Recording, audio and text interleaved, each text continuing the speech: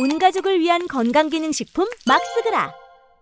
세계일보에서 단독으로 냈어요. 세계일보가 통일교 겁니다. 지금 통일교는 굉장히 위험한 상황이에요. 일본에서 도쿄지법에서 종교 해산 명령이 내려졌어요. 일본에서 매년 수조 원 꿀 빨던 통일교가 지금 굉장히 힘든 판이에요. 근데 지금 검찰에서 통일교 수사도 하고 있고 JTBC에서 까고 있고 통일교를. 그래서 미국의 통일교 대빵들 3명이 와서 민주당 정동영 의원하고 얘기하고 갔죠. 차기를 통일교에서도 이재명으로 줄 서려고 각 잡은 걸로 보여져요. 믿을 세력이 없으니까 통일교가 어떻게든 한국에서 살아남기 위해선 신천지와의 진검승부를 펼쳐야 되는데 원래 통일교가 훨씬 세요. 완전 세계 메이저급 종교입니다. 엄청난 자금력과 세력, 파워가 있거든요. 인맥도 장난 아니고. 신천지는 통일교에서 분파되어서 나온 문선명 꼬봉이 이만이기 때문에 서로 한국에서 이 밥그릇 싸움을 해야 될 거 아니겠습니까? 그러면 신천지가 괴멸이 되고 정치지를 통일교가 안 한다면 지들끼리 알아서 종교를 하건 말건 종교의 자유는 보장된 나라이기 때문에 일단 이의제의를 해야죠.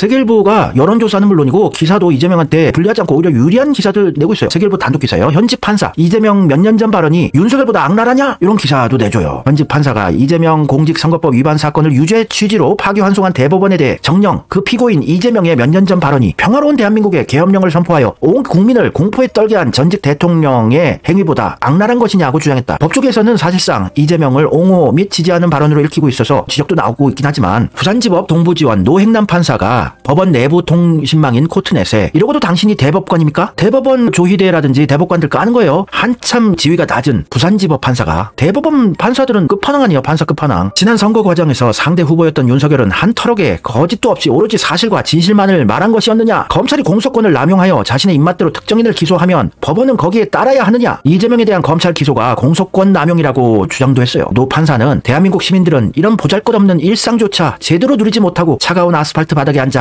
내란 종식을 외쳐야 하느냐? 12월 3일에 시작된 내란 사태를 끝내고 소소한 일상으로 돌아가고픈 국민들의 바람은 짓밟혀도 되는 것이냐? 현직 판사로서 굉장히 위험할 수도 있는 발언을 직격을 했어요. 이번 대선을 내란 종식을 위한 선거로 규정지으며 이재명 후보를 지지하는 발언이 나 진배 없죠. 그래서 대법원 판결에 대해서 너희들이 주권자 같지? 아니야. 너네들은 내 밑이야. 라는 얘기로 들린다면서 조희대 대법원장에 대해 특정인이 대통령 당선되는 것을 결단코 저지하기 위해 사법부 독립과 법관의 직업적 양심을 정치 한복판에 패대기 쳤다고 말했다. 또 지연된 정의는 정의가 아니다. 라는 보충 의견을 낸 대법관에 대해 그러니까 판사 후배로서 쪽팔리단 얘기예요. 이런 말도 안 되는 짓거리에서 판사 쪽팔리게 부끄럽게 만들고 당신은 특정인을 절대 대통령이 되지 못하도록 하기 위한 그리고 상대 후보를 반드시 대통령으로 만들기 위한 대법원장의 손과 발이 된 것이냐고 직격했어요. 어떻게 보자면 육군본부의 육군참모총장 포스타한테 저기 지방의 전방에 있는 대대장 아니면 연대장 정도 되는 사람이 육군참모총장 까는 글을 남긴 거예요. 세상이 변하고 분위기가 바뀌었다. 이런 거를 서울고등법원 판사들도 느낌을 받겠죠. 엄청난 국민들의 압박과. 현직 판사들도 줄줄이 대법관들 조희대를 깠어요. 서울지법 김주옥 부장판사가 법원 내부망 코트넷을 통해 개별 사건의 절차와 결론에 대해 대법원장이 이토록 적극 개입한 전례가 있습니까? 사법부의 정치적 중립성에 대한 해명할 수 없는 의심에 대해 대법원장은 책임져야 합니다. 사과하고 사퇴해야 합니다. 서울중앙지법 부장판사 이 정도 분도 자기보다 높은 상관을 깠어요. 김주옥 부장판사가 이재명의 후보 자격을 박탈할 수 있거나 적어도 유권자의 판단에 영향을 미쳐 낙선시킬 수 있다고 믿었기에 사법부의 명운을 걸고 과반 의석을 장악한 정당의 가장 유력한 대선 후보와 승부를 겨루는 거대한 모험에 나서기로 결심했을 거로 보는 것이 합리적인 추론이다. 독선과 과대 망상에 빠져 안이한 상황 인식으로 승산 없는 싸움에 나선 대법원장과 이에 동조한 대법관들의 처신이 정말 실망스럽다. 제 아는 법조인들, 친구들, 선배들도 저한테 연락이 와서 굉장히 정치적으로 이재명 지지도 안 하고 중도나 보수에 가까운 아는 분들도 되게 분노하더라고요. 왜냐면 판사들 입맛에 맞는 어떻게든 판사를 설득시켜야 하는 이런 일을 하는 변호사, 검사들은 이번 판사 끝판왕에 말도 안 되는 당식으로 봐도 너무 어처구니 없는 짓거리를 한 게 굉장히 분노스러웠나 봐요. 지금 법조계가 분위기가 심상치 않게 돌아갔기 때문에 고등법원 판사들도 굉장히 압박감을 느꼈을 걸로 보여집니다. 대법원 판결을 비판하는 법원 내부 구성원의 게시글이 잇따라 올라오고 있대요. 청주지법 송경근 부장판사, 부산지법 김도균 부장판사도 대법원 판결을 비판하는 글을 올린 바 있어요. 이것도 압박감을 느끼게 하는 역할을 했다고 봅니다. 현직 판사들이 목소리를 내니까 쪽팔린 거죠. 자기 밑에 있는 직원들에게 아주 부끄러운 짓거리를 했다는 거 조희대에는 알 거 아니에요. 그리고 서울고등법원 판사들도 알 것이고 광주 변호사회에서도 이재명 파기환송 절차적 정의를 무너뜨렸다. 충분한 심리 없이 성급한 판단을 내렸다. 사법부의 신뢰가 훼손됐고 정치 개입 의혹을 스스로 자초했다. 강하게 비난했어요. 그래서 법조계가 오히려 깨어있는 분들이 대동단결해서 이재명 지킴이를 하는 판이 구축됐습니다. 오히려. 그리고 방금실 이런 직격을 하셨어요. 이재명 파기환송심 서울고법 재판장의 이름을 부르면서 조희대의 죄를 나눠 갖지 말라. 한참 선배죠. 조희대랑 사법연수원 동기예요. 강금실 전 법무부 장관이. 이런 압박감을 서울고등법원 판사가 느꼈겠죠. 어째요? 조희대의 죄를 나눠 갖지 말라. 조희대 사법 쿠데타 똥 묻히지 마라 이거예요. 후배 법조인들에게. 박용진도 열심히 일해요. 장윤선의 취재 편의점 나가서 이재명이 영입해서 너 잘하면 쓸게. 열심히 해봐. 그러니까 열심히 하고 있어요. 조희대 대선 개입의 기획자다. 이건 탄핵 사유에 해당한다고 이재명 편 들어주고 지킴이 하고 있습니다. 그러니까 안 되죠. 이낙연 행보에 쓴소리까지 하고. 하여튼 나름 열심히 하려고 하고 있어요. 민주당에서는 이재명 까던 사람들도 열심히 일을 할 수밖에 없는 판이에요. 지금 뻘짓했다가는 이재명 지지자들 가만히 놔두지 않는 걸. 그래서 진정성이 있네 없네 이게 중요한 게 아니에요. 어찌됐건 일은 해야 되는 판입니다. 이재명 정권 돼도 일 열심히 할 수밖에 없어요. 이재명이 정치 지지자들의 수준을 너무 높여버렸어요. 이재명만큼 일은 못하더라도 반의 반 정도는 해보자. 열심히 할 수밖에 없습니다. 또 지방자치단체장들도 이재명처럼 공약 이행 좋고 국민들 행복하게 해주고 세금 아껴서 퍼주고 이러면 대통령까지 될 수 있구나 이런 선례를 남긴 것이기 때문에 전국의 시도지사들도 열심히 일할 수밖에 없습니다. 지역별로 지역 화폐에다 열심히들 하잖아요. 이재명 따라하기. 이게 대한민국을 완전 리셋 코리아를 이재명이 하고 있어요. 홍석현 문재양이 리셋 코리아 하는 게 아니라 정치판이건 행정이건 다 갈아엎고 있습니다. 혼자서.